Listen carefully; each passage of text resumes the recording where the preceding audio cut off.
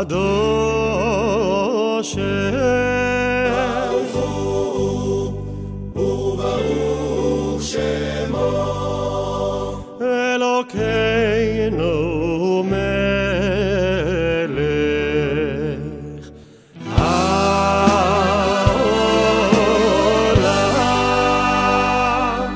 אשר קידשנו במצוותיו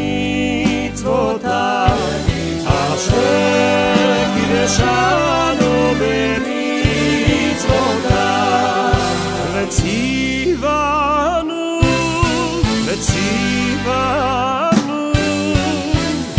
להדליק נר של חנוכה.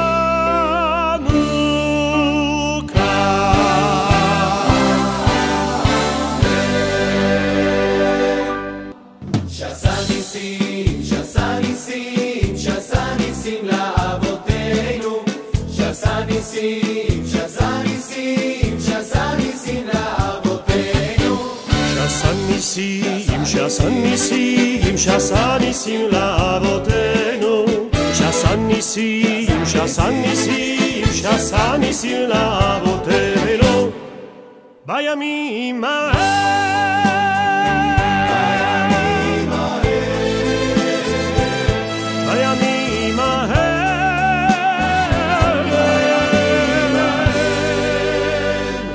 בימים ההם, בזמן הזה.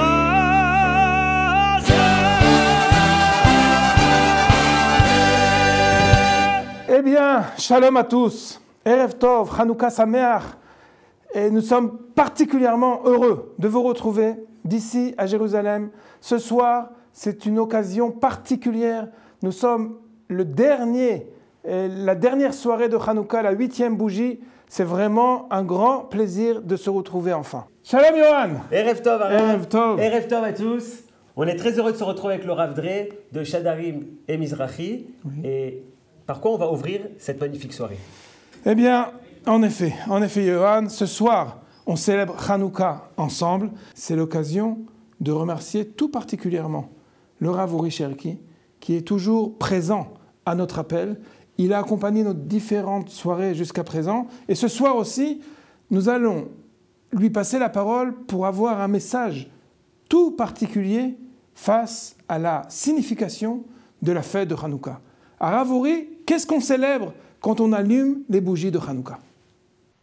Quelle est la substance de la fête de Hanouka? Vous allez me dire, bon évidemment, c'est le miracle de la fiole d'huile qui a brûlé pendant 8 jours. Mais quand on cherche dans les sources rabbiniques, contrairement à l'idée reçue, on se rend compte que cette fête a sa justification dans la victoire contre les Grecs et en particulier le retour de l'indépendance nationale. En effet, dans l'ouvrage appelé Pesikta de l'époque talmudique, il est dit en toutes lettres que la raison pour laquelle on récite le Hallel, les louanges, pendant la fête de Hanouka, c'est parce qu'on ne le récite que lorsqu'il y a la chute d'un empire qui nous dominait. En omrimoto ela al mapalata shel malchut. Et c'est la raison d'ailleurs pour laquelle le Meiri, un de nos maîtres de Provence au Moyen-Âge, dit que le premier jour de Hanouka a sa justification dans la victoire. Mais le fait qu'il y a encore 7 jours en plus du premier jour, c'est à cause du miracle de la fiole d'huile. Donc on voit très bien, d'ailleurs Maïmonide le dit aussi, c'est que la fête est instituée en tant que fête du retour à l'indépendance nationale et qu'il y a eu un clin d'œil d'en haut qui nous disait que la Providence était satisfaite de cette victoire. C'est exactement ce qu'explique le Maharal de Prague dans son livre sur la fête de Hanouka, Ner Mitzvah, dans lequel il explique qu'en fait la raison de la fête c'était la victoire, mais qu'il a fallu un indice qui vienne d'en haut, étant donné qu'il n'y avait plus de prophètes à l'époque des Asmonéens, il a fallu un clin d'œil d'en haut qui nous dise que cela est agréé par le Créateur. Et c'est la raison pour laquelle il y a eu le miracle de la fiole d'huile dans l'enceinte du temple de Jérusalem. Mais n'oublions pas, les fêtes d'Israël sont des fêtes qui concernent des événements collectifs tels que la sortie d'Égypte, la victoire contre Haman au temps de Pourim, la victoire contre les Grecs à l'époque des Hashmonaïm et les victoires actuelles d'Israël à travers les fêtes que nous connaissons. Chag Sameach. Merci beaucoup Rav Cherki. Vous nous avez parlé de ce miracle, de la victoire des Hashmonaïm face à l'Empire grec. On va maintenant descendre sur le terrain avec Yossi Twitou. C'est grâce à Shofar qu'on a ce reportage qui va nous faire balader dans 3 sites différents où les Hashmonaïm ont gagné des victoires essentielles. Les amis, comprendre enfin l'histoire de Hanouka, je vous propose 3 sites et un zoom-in sur un des combats de cette histoire-là. Et cette guerre-là, est-ce que c'est une guerre religieuse ou est-ce que c'est une guerre nationale ?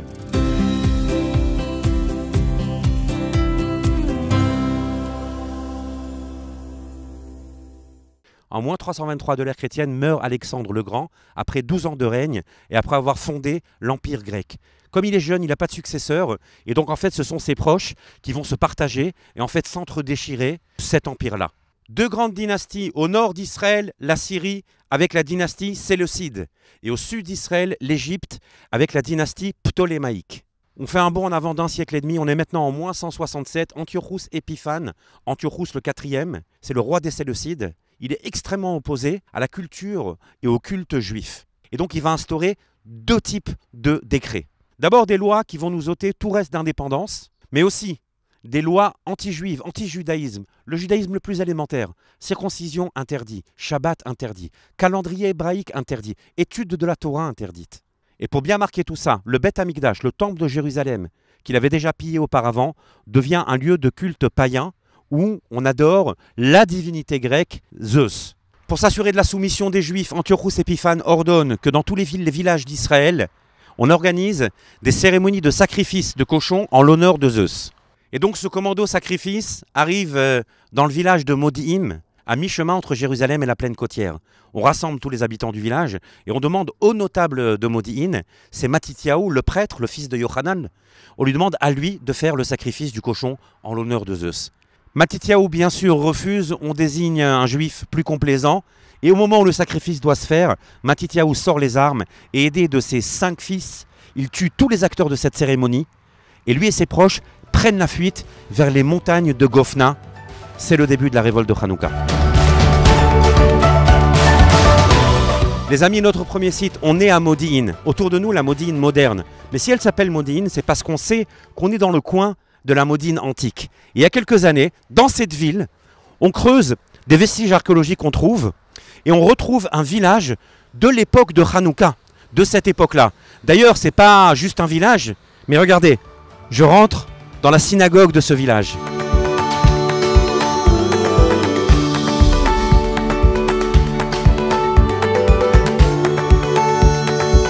Alors comme ça, aujourd'hui, peut-être que c'est plus très impressionnant, mais sachez qu'on vient de rentrer dans la plus vieille synagogue du monde retrouvée. Elle a au moins 2200 ans.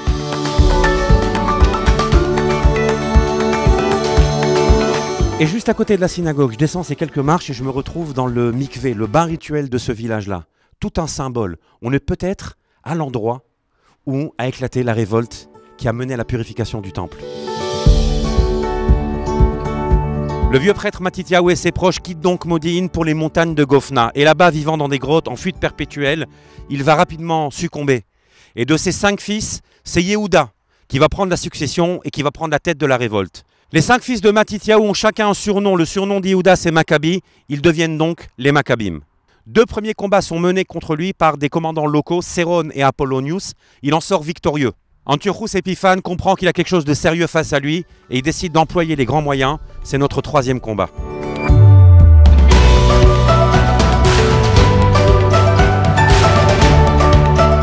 Les amis, on est au 2e des 3 sites que je vous propose. On est remonté vers Jérusalem. Nous sommes à Nebi Samuel, le prophète Shmuel. Selon certaines traditions, le prophète Shmuel lui-même serait enterré ici, quelques 900 ans avant notre histoire à nous. C'est un site majeur, énorme comme vous voyez, avec énormément de présence historique depuis les Byzantins, ensuite les musulmans, les croisés, l'Empire ottoman, etc. On va mettre ça de côté, ça va nous sortir de notre histoire. Ce qu'on va garder en tout cas, c'est qu'on est vraisemblablement dans un endroit qui s'appelle Mitzpah, qui depuis le prophète Samuel est un lieu d'activité, de présence et de rassemblement du peuple juif. Et c'est cet endroit-là, Mitzpah, qui est le théâtre de notre histoire. Pour pour ce nouveau combat, le dernier aux yeux d'Antiochos Épiphanes, il décide de nommer son conseiller de guerre, le chef d'état-major Lysias, responsable du combat. Lysias va lui enrôler 3 généraux légendaires de l'armée séleucide, Gorgias, Nicanor et Talmaï. Il lève une armée de 40 000 soldats, soldats de carrière, de 7 000 cavaliers. C'est énorme par rapport aux termes de l'époque. Enfin, juste pour comprendre, hein, Yehuda Maccabi, lui, la grande armée qu'il a réussi à réunir pour son 3e combat, c'est 3 000 soldats. Lui, Yehuda, va quitter son repère des montagnes de Gofna et arriver ici, au nord de Jérusalem, à cet endroit-là qui s'appelle Mitzpah.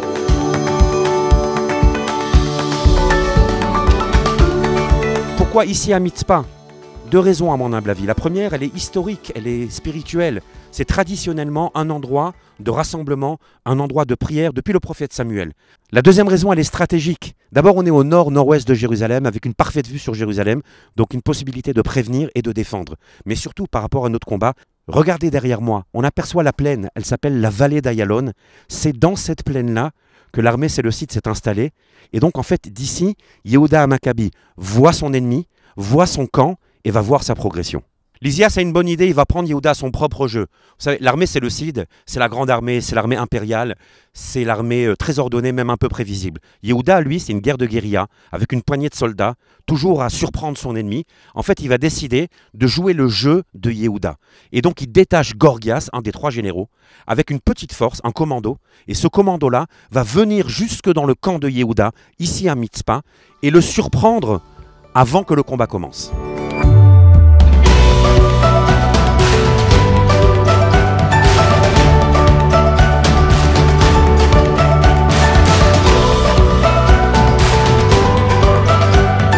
On est en moins 165, un vendredi matin à l'aube. Est-ce que Antiochos Épiphanes va enfin mater la révolte? Gorgias monte vers le camp de Yehuda avec ses 5000 soldats commandos et ses 1000 cavaliers. Par où il monte?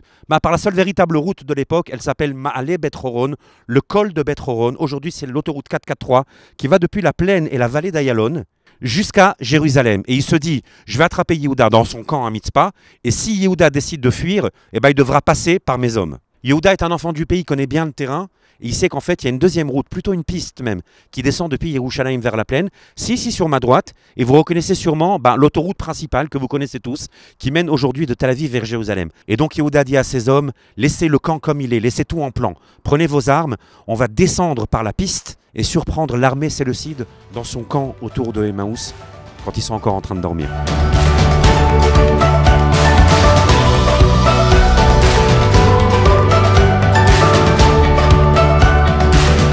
On continue de suivre Yehuda et ses hommes. On quitte avec Nebi Samuel Mitzpah et on descend jusqu'à la plaine côtière, la vallée d'Ayalon, où se trouve le camp des Séleucides. On est vendredi matin. Yehuda Maccabi et ses hommes encerclent en silence le camp des Séleucides en laissant une ouverture vers l'ouest et vers la mer. Et quand le mot d'ordre est donné, ils fondent sur le camp, créent une confusion et une panique pas possible. Et les généraux prennent leurs soldats, laissent le camp comme il est et fuient vers la mer. Cette victoire-là, c'est un tournant en fait, parce que ici, elle va booster la révolte, et par contre, les Séleucides, pour eux, c'est une claque pas possible. Et là, le livre des Hashmonaïm nous relate un fait incroyable. On est vendredi après-midi, le soleil se couche, et donc on arrête tout, et on fait Shabbat dans le camp des Séleucides, où vont se mêler la joie de la victoire et celle du Shabbat.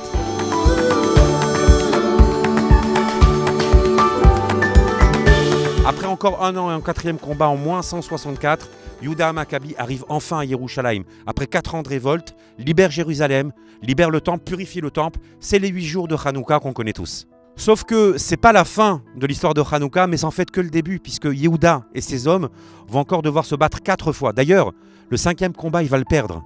Et le 8e combat, il va non seulement le perdre, mais il va aussi perdre la vie. Remplacé dans la révolte par son petit frère Jonathan, qui va lui aussi être assassiné par l'ennemi, c'est le petit dernier des 5 frères, Shimon, qui va reprendre le flambeau et qui, 25 ans après le début de la révolte, va enfin gagner cette révolte. Ça veut dire quoi gagner la révolte? Jérusalem est déjà libérée, le temple est déjà purifié. Pour eux, gagner la révolte, c'est quand la Judée redeviendra indépendante. Mais revenez avec moi en arrière une seconde. On connaît tous l'histoire de la petite fiole d'huile pure qu'on a trouvée et qu'on va allumer et qui va durer pendant 8 jours. Mais qu'est-ce qu'on allume avec cette fiole? Une menorah, un candélabre? Il n'y a plus de candélabre au temple. Et même s'il y en avait un, il ne serait pas pur. Qu'est-ce qu'ils allument? Une des sources antiques de l'histoire de Hanouka ramenée dans le Talmud, qui s'appelle Megillah Ta'anit, nous raconte qu'ils prennent 8 lances de guerre, qu'ils en font une menorah, et que c'est cette menorah-là qui vont allumer pendant 8 jours une fiole d'huile pure, des lances de guerre. Vous vous rappelez de notre question? Est-ce que c'est une guerre religieuse, une guerre sacrée, ou est-ce que c'est une guerre pour l'indépendance? Eh bien en fait, l'histoire de Hanouka, c'est qu'il n'y a pas l'un sans l'autre. Les deux sont intimement mêlés. C'est ça que nous apprend l'histoire de Hanouka. Le message d'Israël, sa vocation, passe par un peuple, par une indépendance, par une souveraineté nationale. C'est le message des Maccabim. Hanouka Sameach.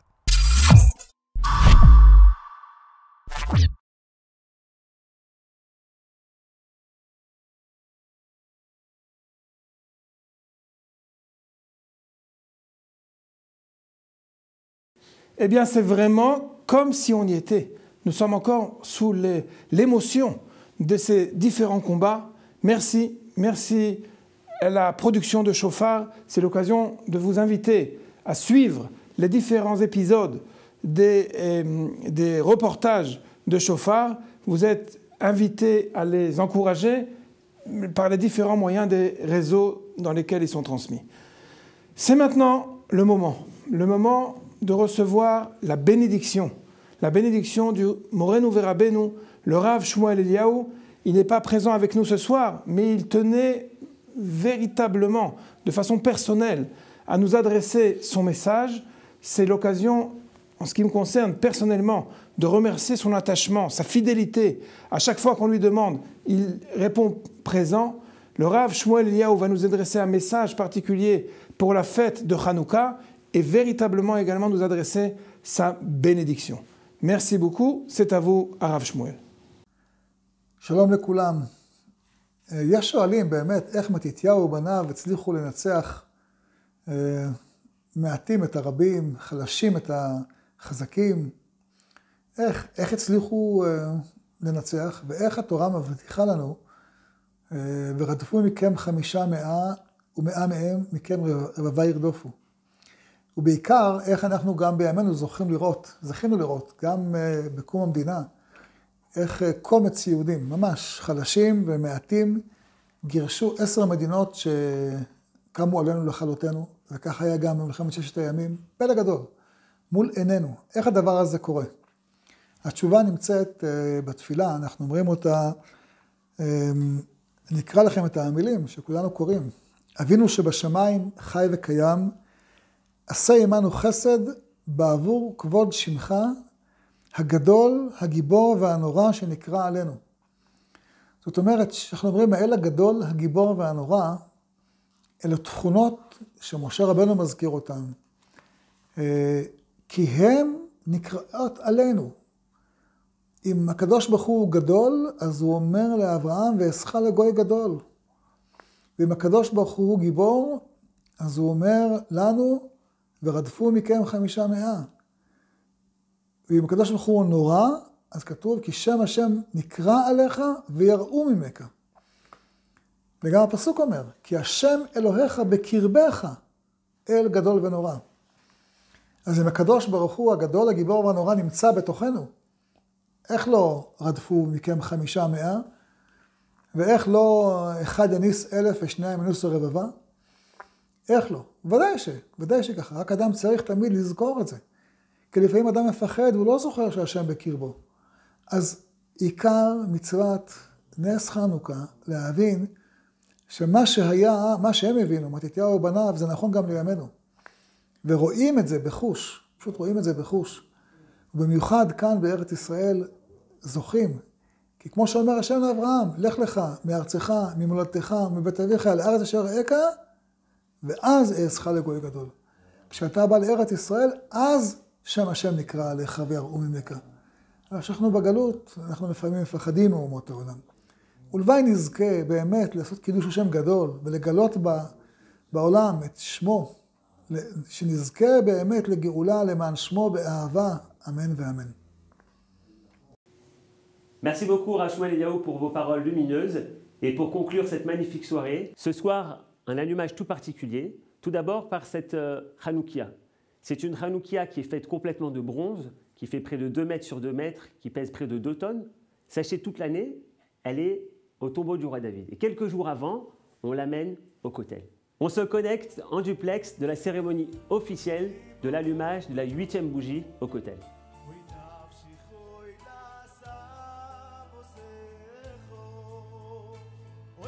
כולנו ביחד נר אחד גדול. אנחנו לא כל אחד נר בפני עצמו. לכל אחד יש את הייחודיות שלו, אבל אנחנו נר אחד גדול. זה העם היהודי, ומכאן, במקום שכל כך מאחד את כולם, אנחנו מאוחדים, מלוכדים, וקוראים לעם ישראל, עם ישראל חי, עם ישראל מאוחד. ברוך אתה אדוני אלוהינו מלך העולם, אשר קידשנו במצוותיו וציוונו להדליק נר חנוכה.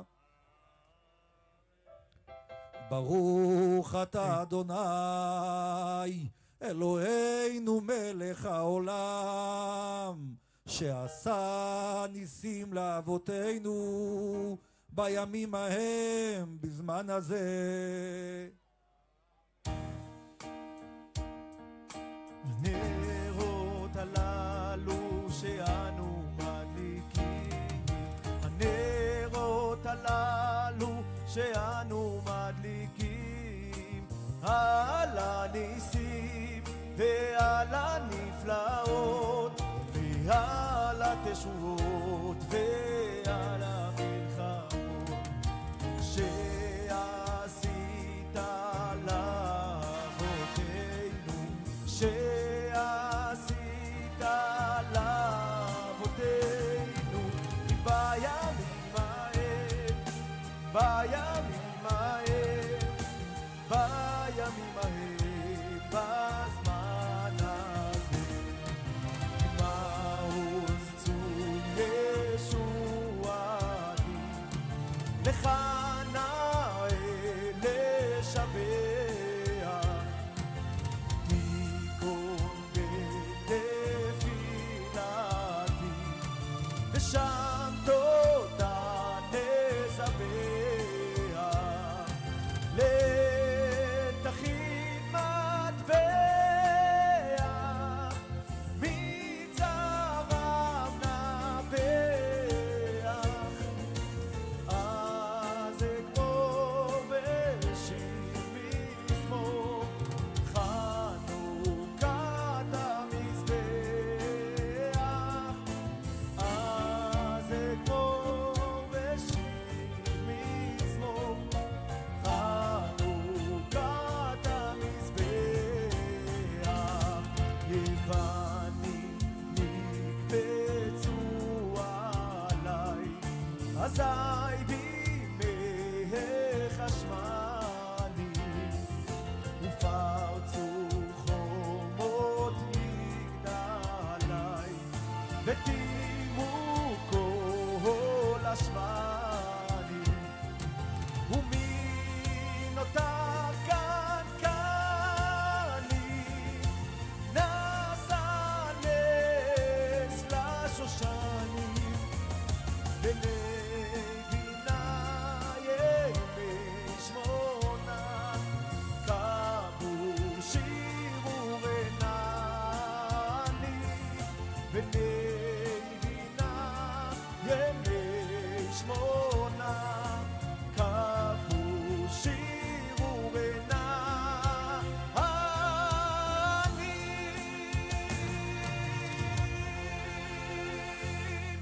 אנחנו נתפלל שיסיר השם את המגפה מאיתנו וישלח רפואה שלמה לכל חולי עמו ישראל. Quelle émotion de voir cet allumage en duplex du Kotel. On aimerait remercier tous les organisateurs, Kalita, Mizrahi France, Shadarim et Lilmod Torah Mitzion. Eh bien, c'est l'occasion également de remercier tous nos partenaires qui apparaissent maintenant à l'écran. En ce qui nous concerne, je tiens personnellement à vous inviter pour la suite des événements. En effet, le prochain rendez-vous, notez-le dès à présent, le Seder de Tou Bishvat, en direct d'Israël. À très bientôt. Hanouka Sameach. Hanouka Sameach. יאללה ניסים ועל הפורקן ועל הגבורות ועל התשואות ועל המלחמות שעשית לאבותינו בימים ההם בזמן הזה. יאללה ניסים ועל הפורקן ועל הגבורות ועל התשואות ועל המלחמות